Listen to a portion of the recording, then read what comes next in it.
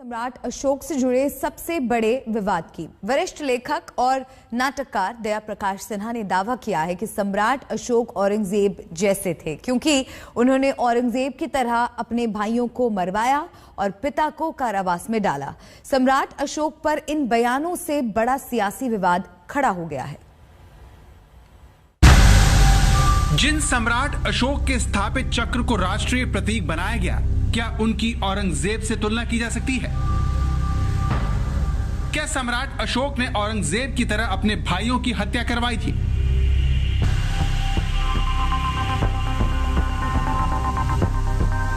अखंड भारत के निर्माता माने जाने वाले सम्राट अशोक पर इन सवालों की वजह पद्मश्री से सम्मानित दया प्रकाश सिन्हा है।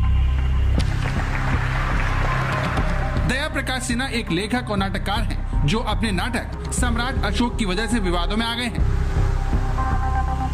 एक इंटरव्यू में दया प्रकाश सिन्हा ने कहा कि जब मैं सम्राट अशोक पर नाटक लिख रहा था तो रिसर्च के बाद बहुत ही आश्चर्य हुआ कि सम्राट अशोक और मुगल बादशाह औरंगजेब के चरित्र में बहुत समानता थी। दोनों ने जीवन की शुरुआत में पाप की और उसे छिपाने के लिए अति धार्मिकता का सहारा लिया। दोनों ने अपने भाइयों की हत्या की और अपने पिता को कारावास में डाल दिया। अशोक का चरित्र बहुत ही रोचक है। उसने अपनी पत्नी को जला दिया था क्योंकि उसने एक बौद्ध भिक्षु का अपमान किया था। सम्राट अशोक के बारे में दया प्रकाश सिन्हा की इस विवादित टिप्पणी का बिहार में विरोध होना शुरू हो गया है और उनसे पद्मश्री वापस लेने की मांग भी हो रही है। सम्राट अशोक के बारे में इससे पहले किसी भी साहित्यकार ने ऐसी टिप्पणी नहीं की है, इसीलिए अशोक को बहुत बदसूरत और कामुक बताने के दावों को कई इतिहासकार खारिज करने लगे हैं।